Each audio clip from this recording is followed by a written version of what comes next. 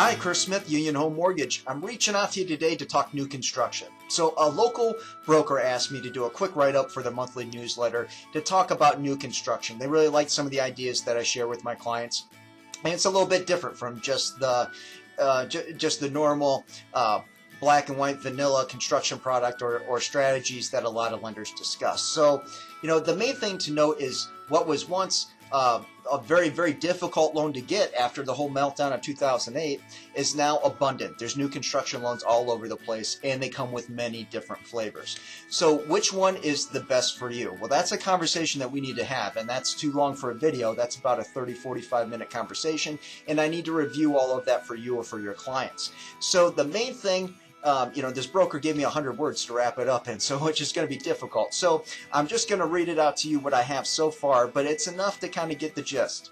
So again, what was one of the most difficult loans to acquire is now abundant with many different flavors.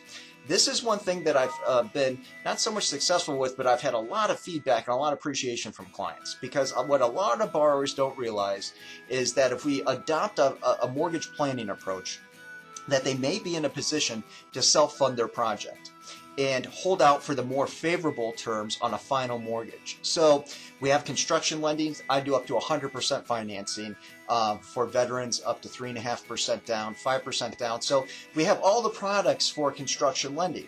Now, as we all know, the terms are going to be more favorable for the normal run-of-the-mill if you bought an existing home. And the reason for that being is when you secure your construction loan, that final loan doesn't amortize until it's done, which can be anywhere from 4, 5, 6, 8 months. So when you're talking interest rate and terms, they're not going to be as favorable as just a traditional loan that wraps up and is done right away. So again, by adopting a financial approach, a lot of people that could be in the position to self-fund their project and hold out for more favorable terms on the final mortgage.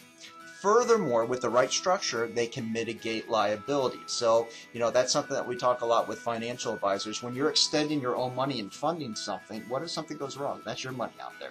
So, there's a lot of people that always say, or, the old adage that never use your own money unless you have to. So there's liability reasons. So, again, I'm a mortgage lender. I'm not here to put myself out of business. I have construction loans. I love lending money on construction loans. But with taking a mortgage financial approach, I've had 4 clients just in the last couple of months that have come in that we're able, along with their financial advisor, to look and put them in a position to self-fund. Now, when they self-fund, that's temporary, and then I come in at the end and wrap them up in the final financing, which has the more favorable terms, just like if they were buying an existing home.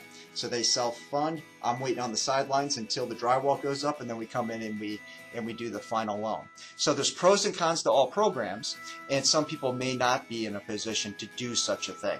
But I find often, again, some people in that position, I can save them thousands of dollars plus a ton of risk and liability.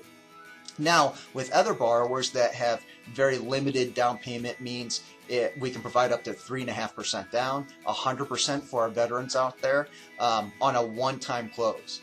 And with a one-time close product, what that means is it's a single closing. Okay, so it closes up front before the first shovel hits the dirt. Okay, it's closed, your loan's done, it's secured. That's what's great about it. It offers peace of mind. The final payment, everything's final and is not going to change. So it really helps with budgeting.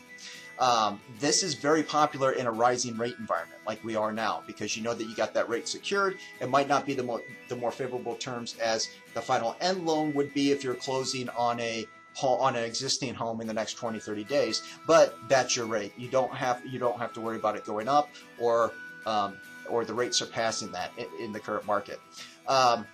But the downside to that is you got to make sure that you got your selections just the way you want them. If you want those granite countertops, if you want to upgrade the cabinets, you got to do all that up front, because when this loan is done, the good thing is it's closed up front and done, everything's secured. The bad news is, guess what? Everything's closed and it's secured, everything's done up front. So if you decide to upgrade the cabinets, the granite countertops, the flooring, you're not going to be able to put that in that loan. That means you're going to have to bring that money out of pocket. So if you don't have that, you don't have the flexibility to adjust that loan. So that's a little bit about what's going to go out in this newsletter this month. Wanted to share it with you.